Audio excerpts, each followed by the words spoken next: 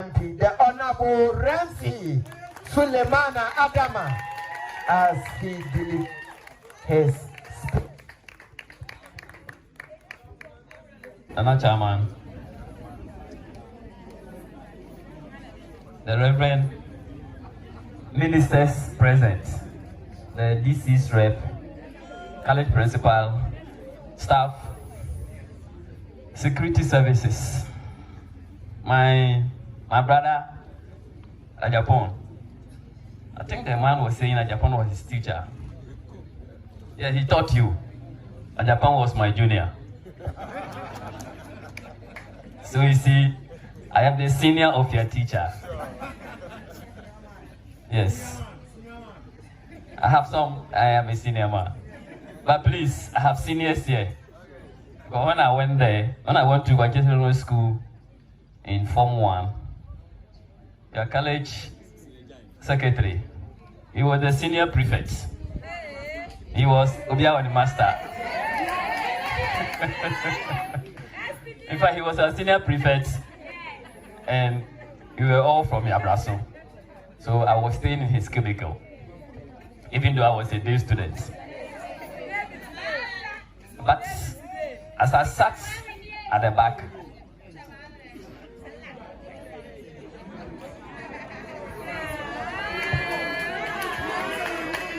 thank you, sir. God bless you. As I sat at the back, I was enjoying the UCC and Legon conflicts. I was enjoying it. Yes. You see, one said University of Clear Choice, and then one said they are the premier university. But I thought this is education, this is teaching. And when it comes to teaching, I thought when you say Legon, you talk about drumming, so that you leave the teaching to the University of Cape Coast. You see, because I'm the best person to decide who is really the university of choice. I've gone to Legon, I've gone to UCC. And I can say on authority that when it comes to education, it is University of Clear Choice.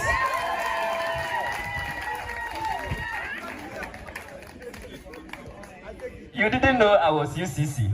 You thought I was coming to talk about Legon. I heard you. Anyway, I'm a proud product of UCC. And usually, when you get your first degree, you get the attachment to the place. I was a teaching assistant there. I was a TA there. Yes.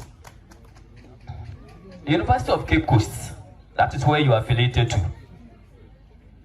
The motto is Veritas Nobis Lumen, truth our guide. So as you enter this institution, as you have been matriculated, truth should be your guide from now till you drop off. All my attention will be on you today. I wish your parents were here. Yes, I hope you tell them. First of all, I want to commend the Traditional Council and then my brothers who formed the committee, the steering committee. I mean, I had no doubt when I saw the people who formed the steering committee. When I saw my brother Ebenezer, who ended the speech with Ebenezer, and then my senior colleague, Dr. John. I know when they start, he will never end until it is accomplished. So I'm not surprised where we have gotten to. Gone were the days when we say in Nsawkaw we cannot do it. Now we have done it and we can overdo it. But a few here, like my brother said, a few here, we want to wish that let the community truly own the school. So that as we come here, even if your kids are not here, even if your wards are not here, let the community show concern about the school. Because there's a saying in P that Obia and Citrodo and Matwa. Nobody will make this school better for us than we, the people of Nsawkaw. So let's stand up, let's rise up. Reverend Minister, I have taken the challenge. You have challenged me in various fields, and this one too I have taken. In fact, a couple of weeks ago, I was here. I spoke to the staff, especially. They actually outlined most of the challenges to me. We categorize the challenges into short, medium, and long term. Some of the fixing that we needed to do were short-term measures that we could do. Some were medium terms, and some were long terms. And when a politician stands and say long term means long term when I have the strength and the will and the power to be able to come and do. So all of you here, help me get that power so that we can fix the long-term solutions. The electoral commissioner didn't hear me. He didn't hear me. He's the referee, he didn't hear me. It's not bad. But the students, I want to be brief today. I said truth, our guide. The challenges that we are facing now in this country is not for lack of intelligence. It's not for lack of IQ. The challenges that we are facing in this country now is about attitudes and behaviors. It's about the love for country. People don't care now, no matter what. I know you have your views about politicians, and you think they are the most corrupt people in the society. But they came out of you. The politicians came out of you. And I can tell you that the very fabric of this country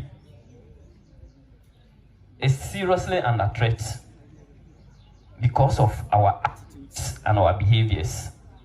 So as you go out, and I'm happy you'll be learning the domains of education if you have not learned it already. The psychomotor domain, the affective domain most especially, and also the cognitive domain. Otherwise, you go out of the system. But please, let attitudes be a great concern to you, because you are going to be teachers. You are going to people who you are going to raise them up. You are going to raise people up with good behaviors. But if you yourself have got bad behaviors, how can you raise people up? So I beg you, when the young guy came here to recite the poem, I enjoyed it. The only problem I had with him was that of all the places he came to study, and he was pointing his hands as if he was telling me alone. I enjoyed your poem, but you were personalizing it. I have taken my part. Everybody must take their part, because when you enter one of the famous universities in South Africa, at the entrance of the university states that bombs and artillery don't destroy a nation. If you want to destroy a nation, just destroy the education of that country, and the country will go off the line.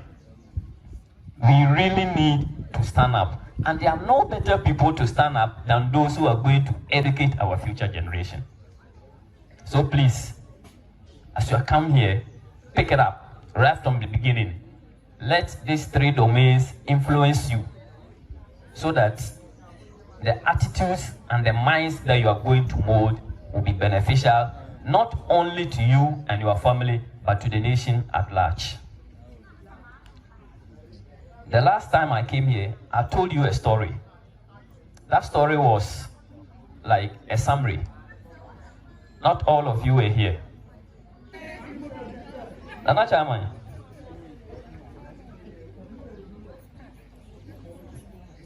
I have taken notice of the concerns that you have raised.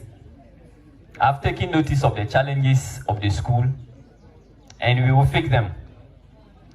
But I want to urge the staff, especially the academic unit.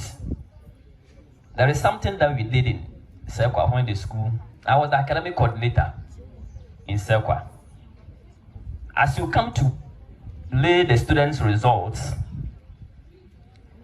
there are others, it should follow the normal curve, right? Some people must perform at the highest level, some will come, then some will be at the base, it will rise up. It should be like a normal curve. Like my brother Ebenezer said, some people have to help prop others up. But as you pace the results, don't trust the students alone. Don't trust that they alone can take those decisions to change and learn. So what we used to do in Nsawkaw as the academic coordinator, anytime the results are pasted there, we are supposed to take decisions on them at the end of the year. So when we see that these are reports, sometimes we follow them up with a letter to their parents, reminding them of the trajectory that their awards are doing. So that if the year ends and your performance is still the same, and we are taking decisions on you, it doesn't come as a shock and a surprise. And it worked. Some of the students will come to the school and ask you how they can also support to pick them up. 90% of those students manage to come up. So let's make communication with the parents of our students a major concern as we also move up. But my dear students, the last time I came, I told you a story. Your parents were not here. And I gave you a summary of the story. So I'll give you the full story today, so that it will be your take-home message. I promise you what I can do. The computers, they will come, don't worry.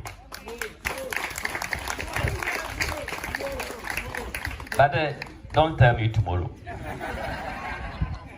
But the student who came to request the computers, when he mentioned the computers, you were clapping. You were happy. When he said you get first class, you didn't clap, like my brother said. So we were discussing it here. When he said the school fees, no clap. When he said the MP should bring the computers, there was clapping. Yes. So I want to end my speech here. And I've had a series of discussions with you, so I don't want to bore you much. Yes. The story is entitled, when the story ends, I'm not going to explain, because the language, the English, the dictum, the tonation of the person who spoke here tells me how.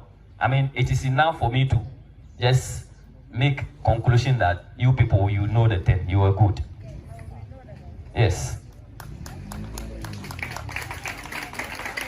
But before my story, education director, the rep, when he said 70% fail, look at the English that this lady spoke here. There is no way when she writes licensure she's going to fail. But the English that I saw, that they say the students wrote and have failed them, I saw them on WhatsApp. I can't believe, JHS, they will even say that. It tells you what the students said here, the quality of education. Me, when it comes to education, there is no compromise. When you go to Nsawkaw, I can send you there, but I can't keep you there. When you go there and you fail, don't call me. So please, don't let us come here and then talk about whether you made it or you didn't make it. Mr. Chairman, I have a story for them. And this story is titled, When the Game is Over. So, when I finish reading, I will go and sit down so that you ponder over them.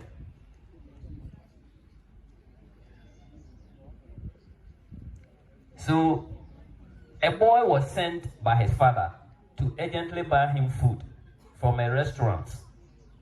On his way going, he was in a hurry because of the urgency of the assignment. However, on his way back, he passed where his mates were playing football. He slowed down. He began to watch the game, gradually slowing down until he finally stopped. He watched for a while and got carried away. He became interested and indicated his decision or his interest in playing. He was invited. He left the food in the care of some unknown people and entered the field. He forgot the assignment completely and played his heart out. He became the man of the match. He dribbled opponents, created chances, scored goals, and changed the face of the entire game. When night came, the owner of the ball picked it up. It was time for everyone to go home. To go back to their parents. The game was over. It now dawned on the boy, after everyone had left, that he had actually been sent to buy food by his hungry father. He went to where he kept the food. It had already been eaten by goats and dogs. But I kept this food with some guys here a moment ago, he said. He picked the plates, but was no longer happy. All the excitement of the game disappeared. The people clapping for him were all gone. The opponents he was playing against were all gone. The ball itself was gone. Time was gone. Those selling the food were gone. He couldn't buy another food. Regret took over him. He sluggishly walked home with tears of sorrow and regret, whilst hiding in the dark. When people saw him, they asked him why he was crying and hiding in the dark with empty plates. He had left with clean plate full of excitement, but returned with same empty plate, so dirty and stained. When they asked him why he couldn't go home, he said his father would beat him. He knew the implications of a wasted time. So sad, too late. So, you are here. As you are coming, you have aspirations. You have views. Your parents are waiting for you. They are pushing resources on you. The state is putting resources on you. Your teachers are putting resources on you. Don't be distracted. And the game, the football game, could be a lot of things. I want you to ponder over them. I don't want to mention them. We are sent here for an assignment. Your father is waiting for you in the house. This ball that we are busily playing, they don't belong to us. So, one day, the owner of the ball would pick it up. What are you going to tell your parents? Think about it. When the game is over, we shall all return home. Thank you.